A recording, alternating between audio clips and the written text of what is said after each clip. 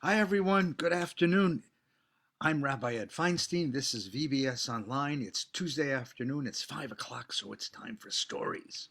Or whatever time it is, wherever you are, it's still time for stories. It's always a good time to tell a story. Because, when I tell a story, I get to share with you what's inside of me, and you get to share with me what's inside of you, and we get to live in each other's worlds for a little while. And boy, isn't that wonderful? Be able to share a story with each other. That's just great. So let's take a few minutes and share a story. You'll share a story and I'll share a story, and we'll listen to each other's stories. Well, there's a wonderful story that's special for this moment, because this moment, stuck inside our houses, stuck together, really close together with our brothers and sisters and our moms and dads and our whole families, we have to take really good care of each other. This is a story about taking care of each other. Actually, it's a story about a man who nobody liked because they didn't think he took care of anybody. His name was Moshe, and he was known as Moshe the Miser. A miser is a person who never gives anybody anything. Well, Moshe the Miser had a very bad reputation in the town. You see, any time a poor person would come to Moshe, and they'd say, Moshe, I've had a really tough time.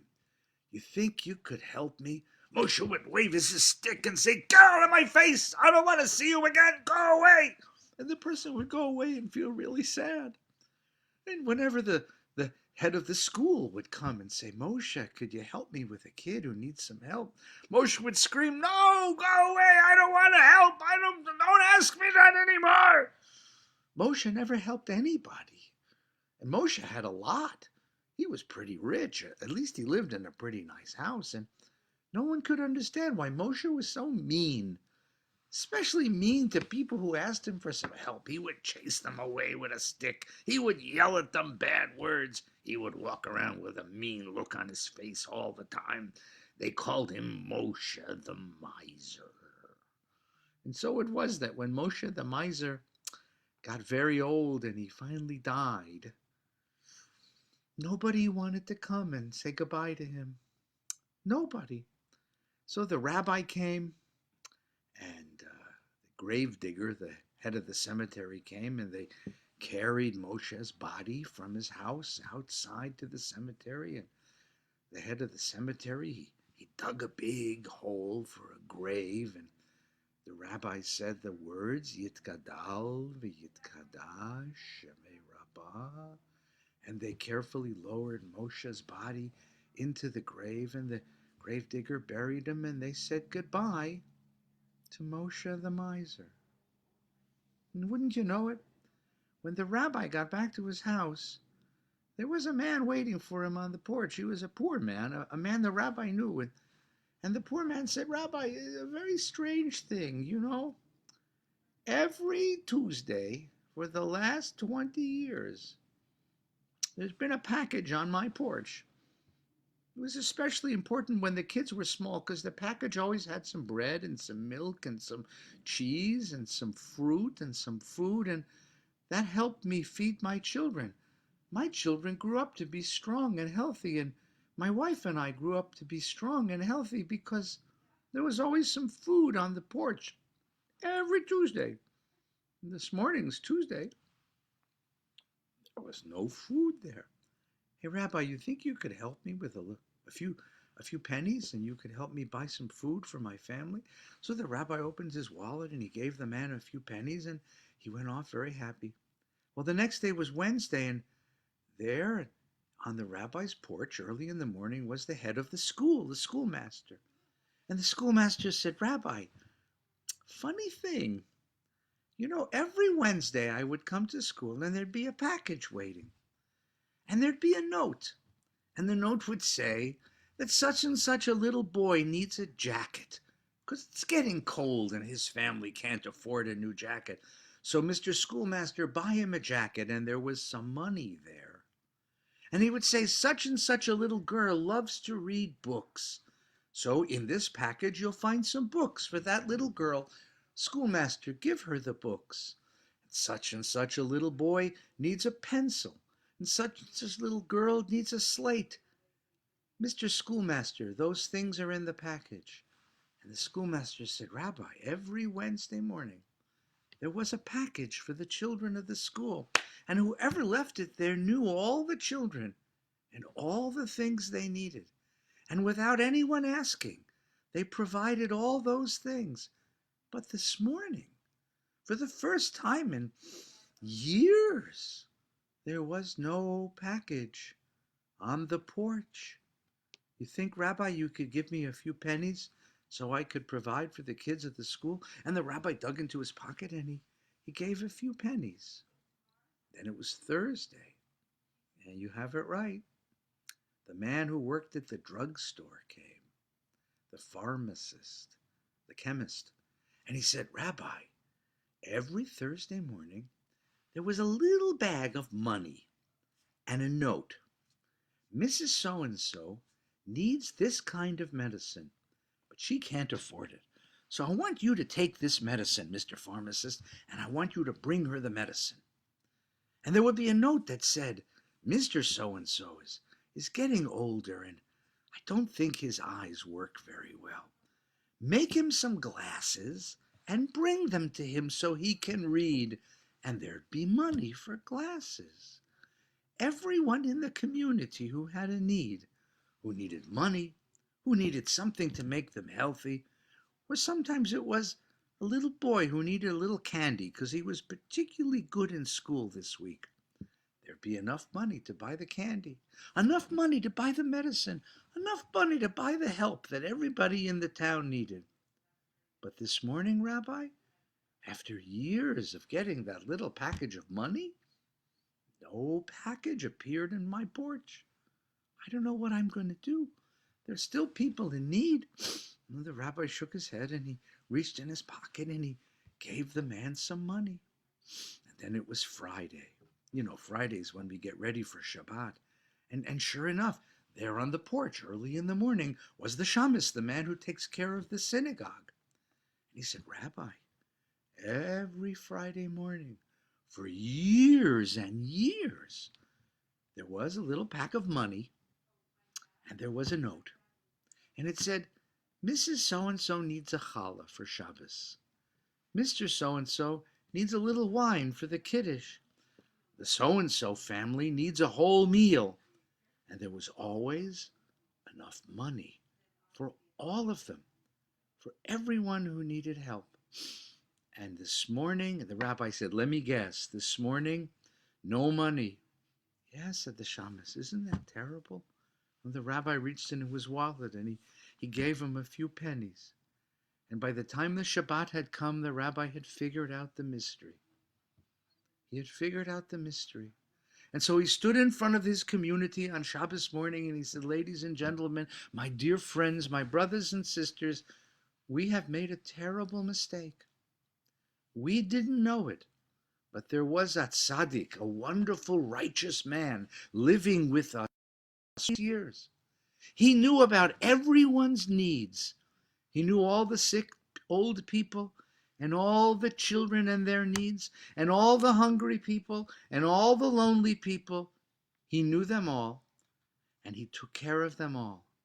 And he did it quietly, in secret, so that no one would know what he did. And the people of the town said, but who, Rabbi? Who was this great and righteous person? Who did all this? The rabbi said, it was Moshe. Moshe, they said. How could it be Moshe? He was so mean. He was so cruel. He was so angry all the time. He walked around with a mean look on his face, and if you asked him for anything, he told you to go away. And then the rabbi said, yes, but if you asked him for anything, did you ever get it? And everybody said, well, yeah. I once asked Moshe for some help for my family, and he chased me away, but the next Tuesday there was the help. Yeah, I once asked Moshe for some help so I could buy my daughter some books, and he chased me away, but the next Wednesday somebody gave those books to the school. Yeah, My mama needed a new coat because it was getting cold and she had nothing to keep her warm. And I asked Moshe and he screamed at me. But the next week, a coat magically appeared, said the rabbi. Moshe. Moshe was not a miser. He was a tzaddik. He was a righteous, wonderful man. He gave to all of us, but he didn't want anyone to say thank you. He didn't want anyone to think that they owed him anything. So he made them miserable by screaming. We owe Moshe an apology. But he's dead. He died. So we'll have to go that way. And that night, Saturday night, when the Shabbat was over, the whole town went to the cemetery. They brought candles for light, and they stood in a circle around Moshe's grave. And the rabbi said, Dear Moshe, we want to say we're sorry. We didn't know. We didn't know all the kind and good things you did to help people. We didn't know how generous you were, how caring you were. We didn't know that there was a tzaddik, a wonderful giving man living in our community. We didn't know, and so we're sorry that we never showed you the honor that was important, that was due to you, the honor that you earned. Moshe, please, please, please accept our apology, our sorry. And please, Moshe, wherever you are, send blessings on all of us and on all of our children. They said a prayer and they all went home. And that night the rabbi got into his bed and he prayed to God, please God, let Moshe hear our prayer and let him know that we are sorry that we didn't know. And you know what happened? That night, in the middle of the night, the rabbi woke up and his room was filled with light. It was like it was daytime, only it was night outside. And he looked up from his pillow and he looked up, and there at the end of the bed was Moshe, shining with light. Except it was a different Moshe. This wasn't the angry, mean man who lived in the village and screamed at people. No, this Moshe had a big smile on his face. This Moshe said, Rabbi, I heard your prayer, and of course you are forgiven. Of course, I never expected anything from you. I never wanted you to say thank you. That's why I was so mean all the time. I didn't want people to think that they had to say thank you or to be nice to me. I wanted just to help. I just wanted to help. But Moshe, you helped everyone in the town. Yes, that's what I enjoyed. That gave me such gratitude. And the more I yelled at you, the better it was, because I knew that if I yelled at you, you'd go away angry, but soon you'd get everything you needed. That brought me joy. So Moshe, what shall we do now? Rabbi, that's why I've come back. I need you to do me a favor. A favor, Moshe? Of course, anything you ask.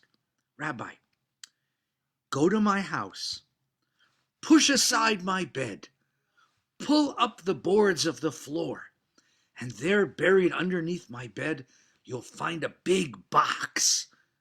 It's filled with money, lots of money, Rabbi. Your job now is to complete my work. Take the money that's in the house and share it with the people of the town.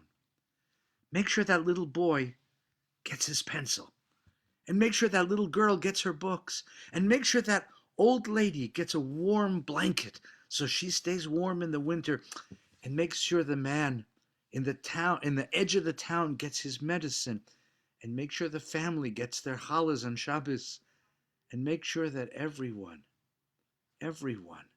gets what they need. Will you do that for me, Rabbi? Of course, Moshe. Thank you. Thank you. Moshe, where are you? Rabbi, I was blessed. I got to go to paradise, to heaven. You're in heaven. Oh my God. What's it like? Oh, Rabbi, it's almost perfect. It's wonderful. It's almost perfect. said the rabbi. Moshe, what do you mean almost perfect? It's heaven. It's where God lives. It's paradise. Oh, yes, Rabbi. But it's missing one thing. What's that, Moshe? There's nobody here I can help. You know, Rabbi, if there was somebody here I could help, that would make it perfect. So this week, stuck as we are in our homes, we have to take care of each other. And if you take care of each other, if you take care of your brothers and your sisters, if you're really nice to moms and dads, if you're genuinely kind and pick up the phone and call your grandma and your grandpa, if you make sure that your friend knows that you're thinking about them, you're going to feel the joy of Moshe the miser, and a big smile will come across your face and a warm feeling inside of your heart. I wish you a really, really good week, and we'll talk to each other before Shabbos. I see some names on the screen, so to my dear friend, Rabbeinu Adrian, I hope that you are well, and I hope that your community in Brazil is well. And Rabbeinu Mark, I hope that you are well. And Colonel Dina, I hope that you're taking good care of yourself while you're protecting all of us. And my dear old friend, the librarian, wonderful lover of books, and Ellie and Vlad and Avi and Shirley and Josh and everyone who's tuned in to listen to the story today. Go do one nice thing for somebody, and you too will know the joy of Moshe the miser. Take care.